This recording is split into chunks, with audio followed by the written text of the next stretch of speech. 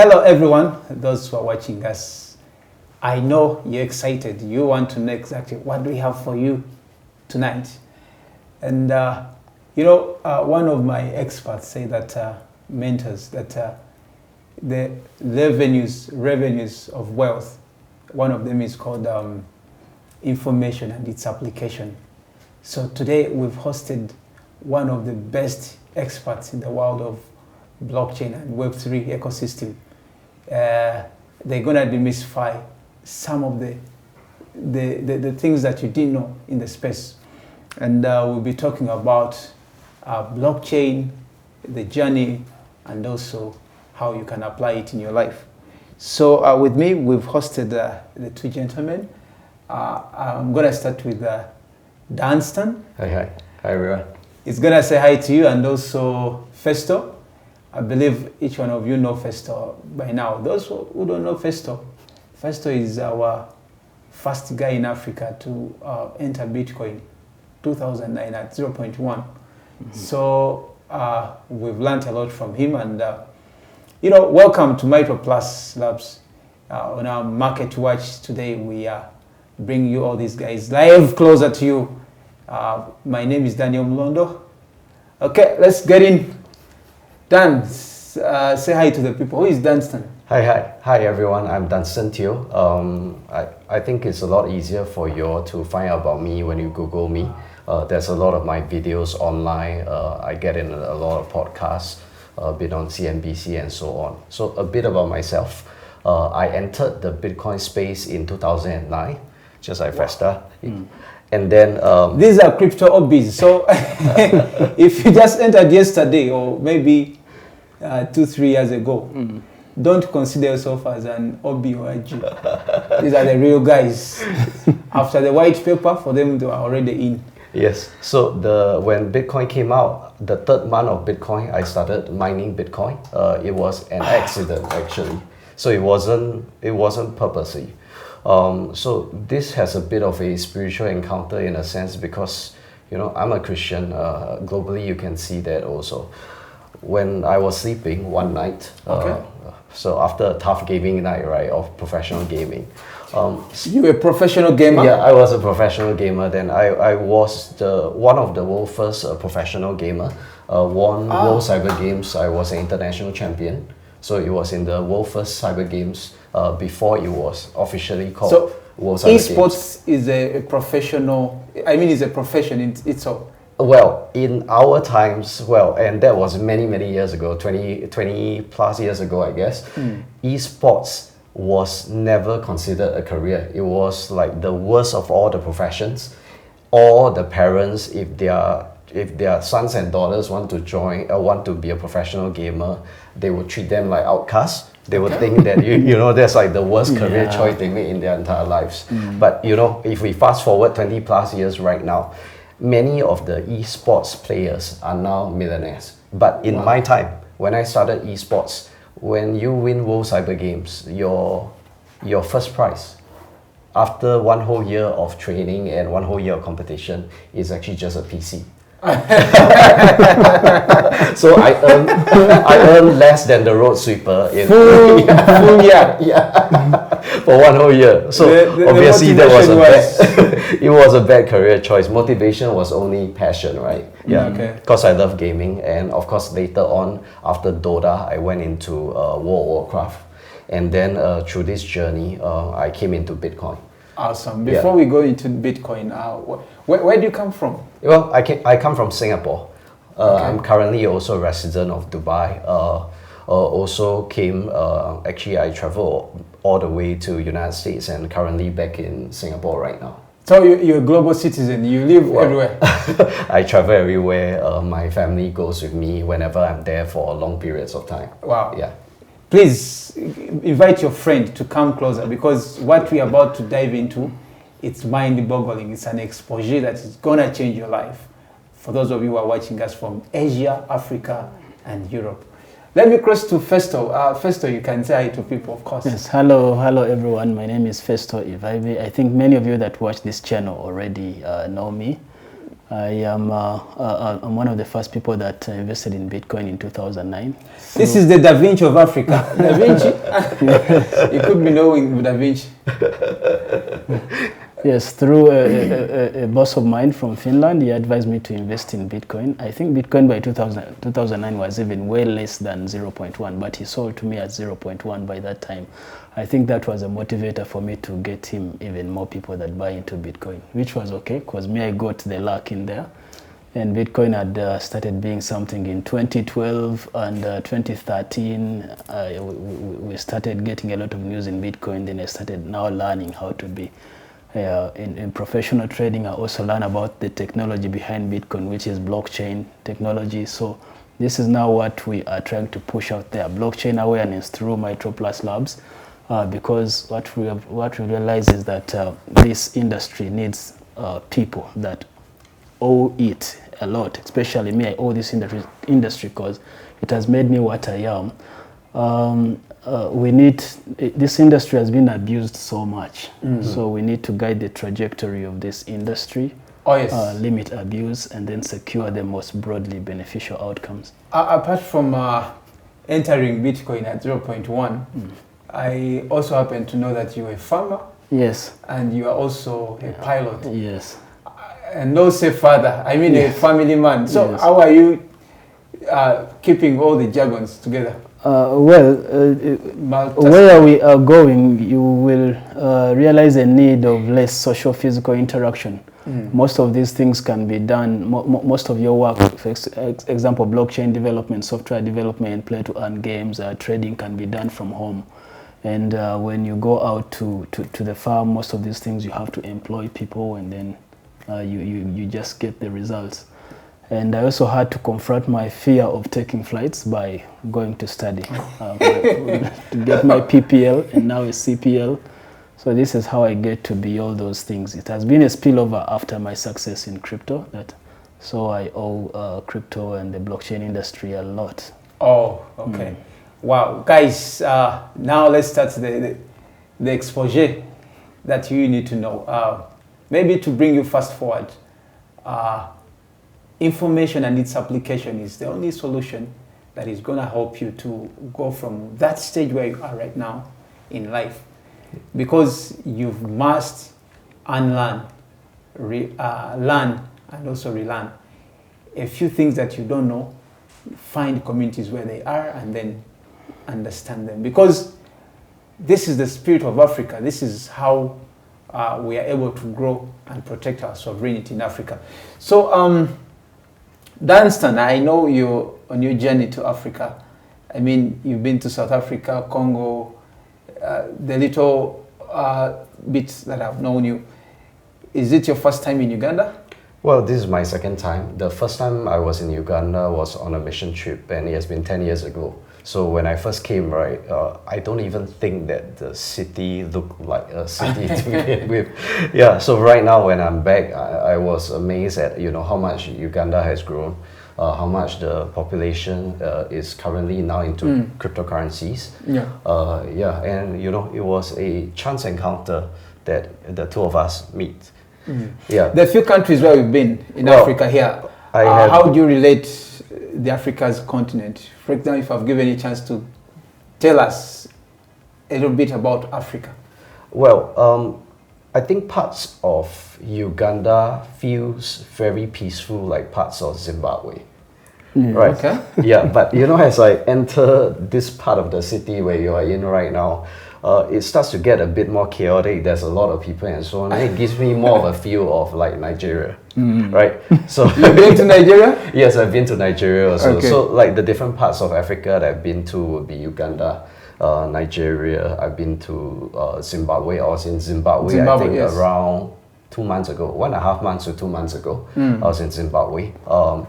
And then I was in Congo also. So all these are to work with the different governments, to work with the different families, to work with the kings, to work with the priests in the country and so on. Wow, that's amazing. Yeah. So in a nutshell, have you tasted some foods from Africa? Oh, definitely. I love African food. Okay. Let's get back to where you come from, the gaming. How would you transit from the gaming into, you became a world champion, Yes. a professional gamer, Yes. and then you transited to cryptocurrency, Bitcoin, Yes. in particular. So what was the motivation and what it triggered you to cross? So the motivation was mainly spiritual. My walk into Bitcoin was also spiritual. It was a faith-filled journey. Yes. I'm not saying that, I have the faith, but that, it just happened supernaturally. So I was sleeping one night after a long night of gaming, and suddenly the Holy Spirit woke me up. For those, who are Christians here, who knows about the Holy Spirit. So the Holy Spirit woke me up. So it's just like a voice telling me that, wake up, download this game. And I've never heard of this game. I didn't know about the title. I never even heard of this before. And I went to the website, I downloaded it. And as I downloaded it and I started playing it, I found out that it was generating an online currency. Okay. And I found out that actually that game was mining Bitcoin. But later on, a couple of months later, I found out that it wasn't generating it for me. It was generating for somebody else. It was actually generating for the creator of the game. So the first Bitcoin mining program that I actually went to was kind of like a scam in a sense. Yeah, because it wasn't mining for me, it was mining for somebody else. So I was pissed. You were an end user. Yes, I was an end user and I was just playing the game and using my computer resources to mine Bitcoin for somebody else. So I was pissed and I went to go and search about Bitcoin and I went to go and read the white paper. And as I read the white paper... What was the value of Bitcoin back then? Close to nothing.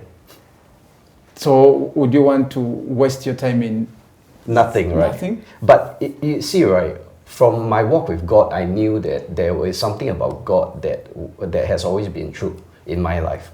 God has always been faithful. Okay. So when he asked me to do something, right, he will not ask me to do something that is wrong. He will not ask me to do something that is not beneficial for me. Okay. So I carry on doing it, not knowing what it meant. And then as I walked along the journey, I found out one thing. And I received mentors in the Bitcoin space who taught me about the value of Bitcoin, who taught me that Bitcoin is a coin of faith.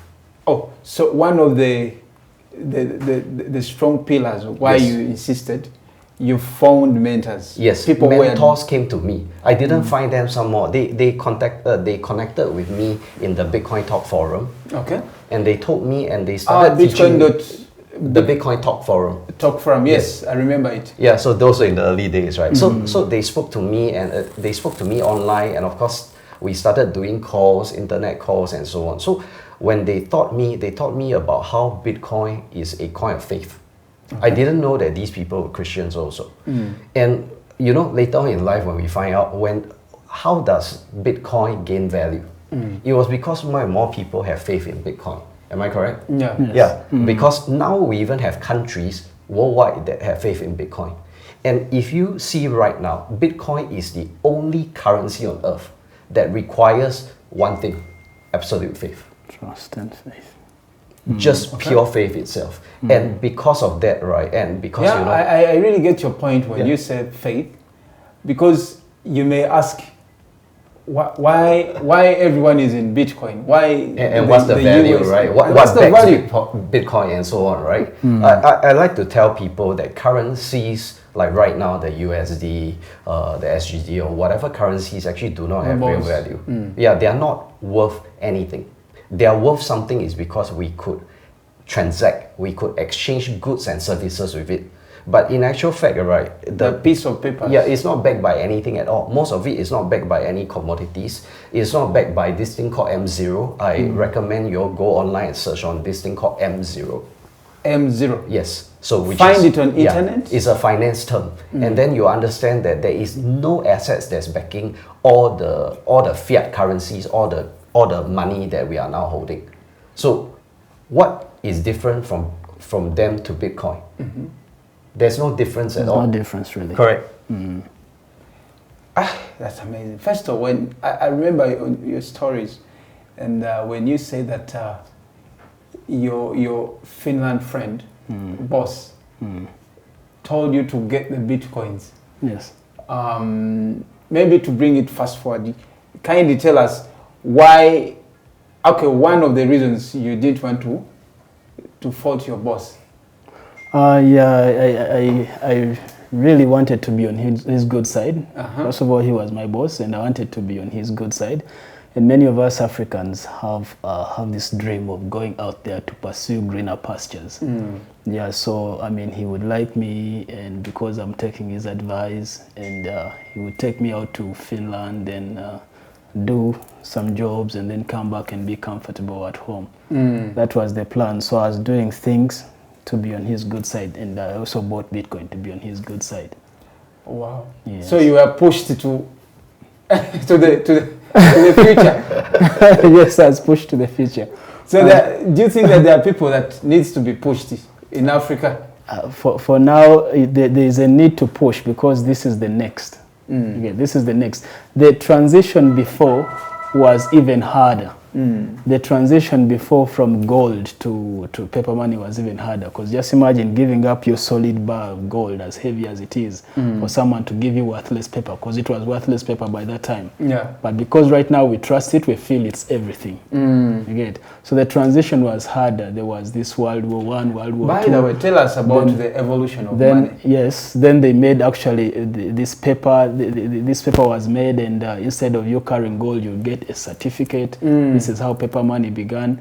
Then after that certificate, it was tedious to go to the bank and get that certificate. They issued money notes. When you look at these first dollars, they said it's redeemable in gold.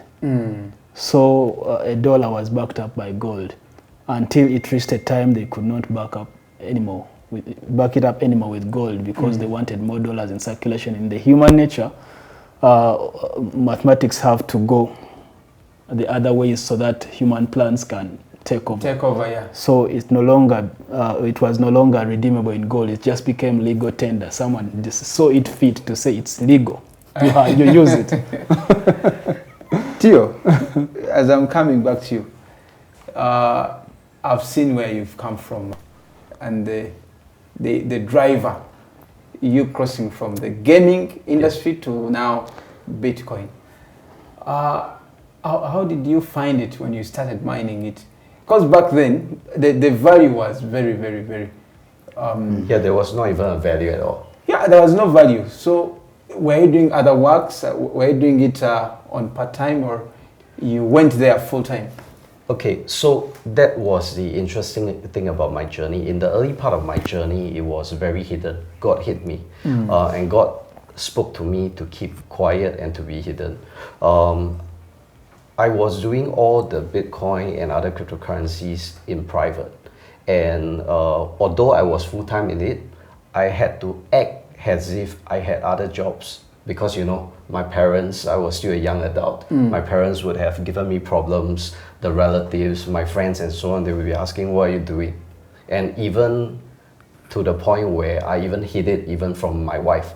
So for many years of being in marriage with me, my wife only knew me as a businessman. She only knew me in my early life as a school teacher and as a tutor, or even as a zookeeper, because I took many other interesting jobs just to have fun. Because those were not my main industry. My main industry was Bitcoin and cryptocurrencies. So I kept it hidden from everyone for many years. And then one day, God told me, you know, it's time to come out more in the open. Very good. Now I'm coming back to another question.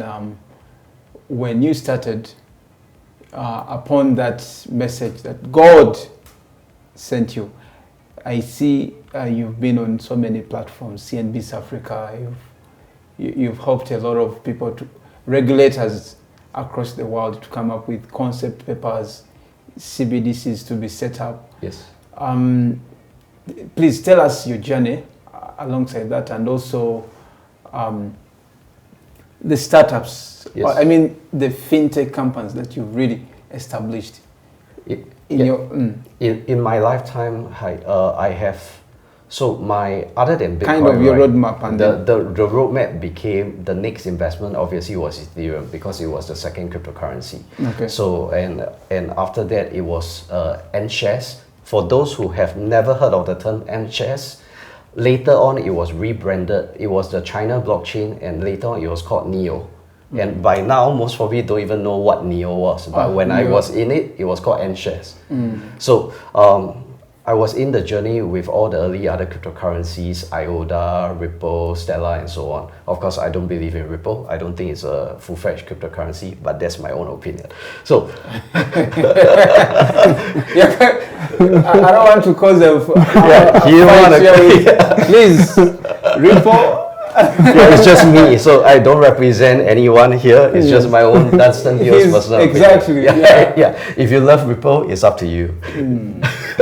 I will brand you a heretic, but you know, it is what it is. So along the way, I started incubating other crypto companies itself. I started giving my inputs. Many a times, I don't put my names and publicly in the crypto companies. I do put them in some, but not a lot of them. Most of them, I have invested in them in the early days when they were in the startup phase, not when, you know, their tokens came. So your second token was Ethereum. Definitely, because that was the second blockchain that came to life, and then after that, all the other ERC tokens came about, and of course we have Neo. That was the third blockchain. Yes. You also worked with it? Yes, I also worked with it. I was also an investor in it, early investor when it first came out. I was also in Matic. Well, now you call it Polygon. Polygon, but we call it Matic in the early days, you see. So, like I was also invested in the earliest NFTs on Earth, which is the colored coins, the Bitcoin NFTs.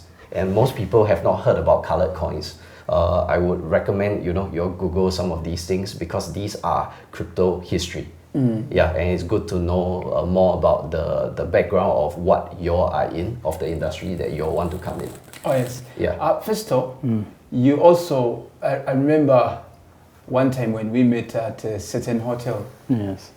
And we were having a very big conference, and you said, "No, Daniel, I found another way." And later on, I discovered that you are mining Ethereum. Yes. So how did you also transit after the Bitcoin and then now running into mining Ethereum? I remember you told me that I brought in the machine. You had to set up in Ginger, but later on, something of that nature. Yes, I was interested in learning about Bitcoin mining and crypto mining in general. Okay. Yes, and what happened is that I bought myself some graphic cards, created a mining rig and a computer and funds, set it up at home. I still have it. And I started doing a pilot study on how this mining can be profitable. How mining can be profitable in the crypto space, because remember, that was still early.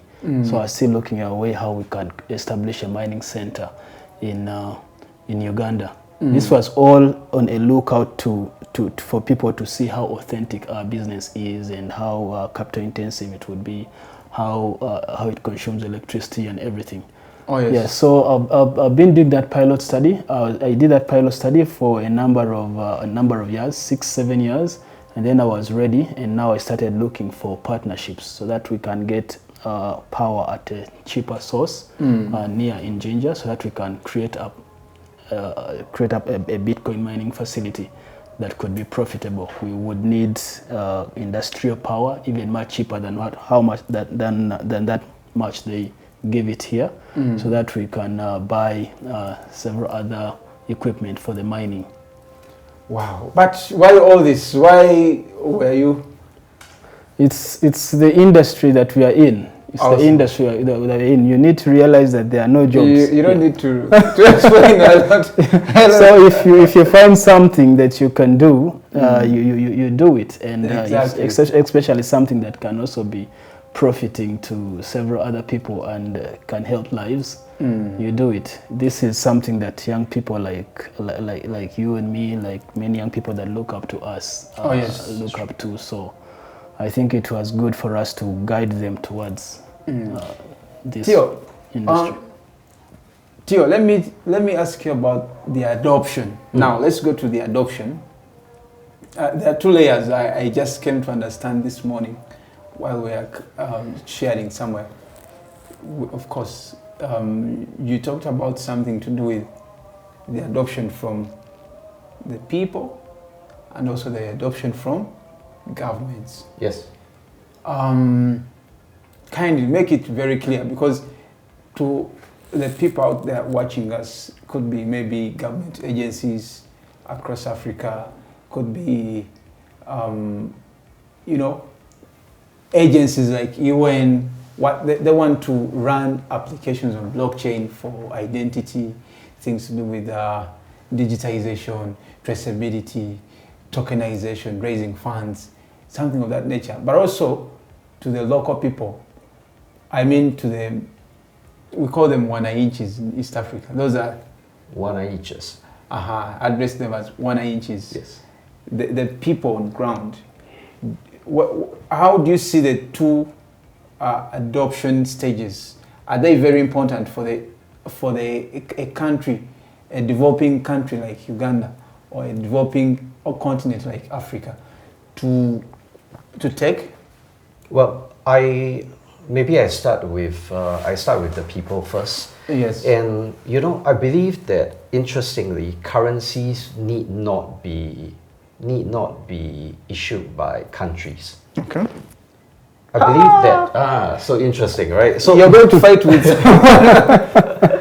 currencies are not supposed. But remember, interestingly, many countries are working with me regarding currencies itself. So, are you trying to take away their power? I'm not trying to take away their part. In fact, I'm trying to prosper everyone in the process, from the bottom up and from top to bottom. Because so it has to be a win-win situation. It has to be a win-win situation for everyone, and only cryptocurrencies can be a win-win situation for everyone.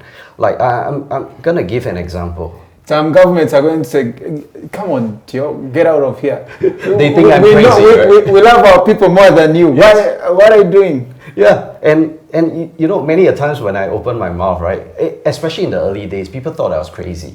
I went to churches across Southeast Asia, right, just to tell them to buy Bitcoin. Okay. In church? Yes, all the churches in Southeast Asia, because I wanted to bless the body of Christ.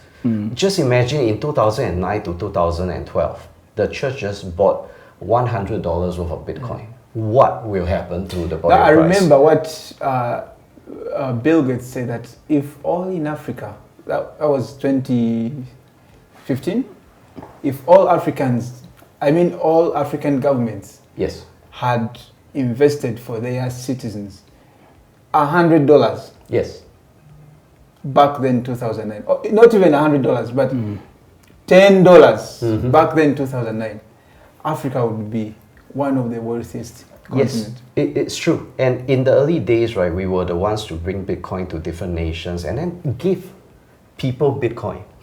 Bitcoin was of so little value that we gave people Bitcoin for free. In fact, within our Old Guards group itself, we gave out millions of Bitcoin within us Old Guards. They call us Old Guards, or they call us original gangsters.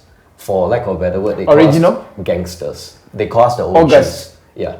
Either old guards, like guarding. Yeah. Old guards, because we are old, we have been in the space for a long time. Some people call us dinosaurs because we are extinct.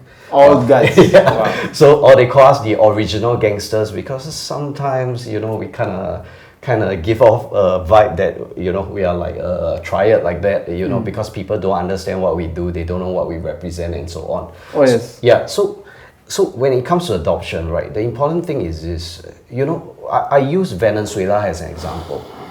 This was a country where... Venezuela? Yes, Venezuela, yes. Where its economy crashed, where it currently became worthless within a month. Now, what happened to the people? Generally, they should have gone to the next more usable currency, which is the USD, right? Yeah, the dollar, of course. But they didn't do that. Well, many of them didn't do that. Why they didn't do that is because they were sick and tired of a currency that the bank can say is worth something or is not worth anything, that the bank can control the transaction. Can say that you can buy this, but you cannot buy this. You can trade in this, you cannot trade in this. So because of that, they actually went into Bitcoin and other cryptocurrencies, and they started trading. So it was because of Bitcoin and other cryptocurrencies that gave them sovereignty. They were able to trade without needing the banking system. And that's why I say it's good.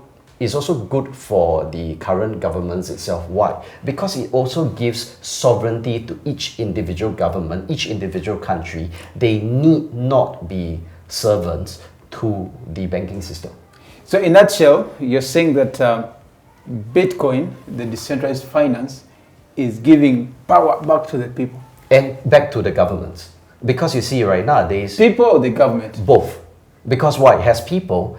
Let's say, for example, I want to use Bitcoin and certain cryptocurrencies. Not all cryptocurrencies give you sovereignty. Only a few of them give you sovereignty because they cannot be controlled by any governments, any organizations, and so on, especially Bitcoin. So when we are using Bitcoin to transact, can any government stop me from transacting Bitcoin?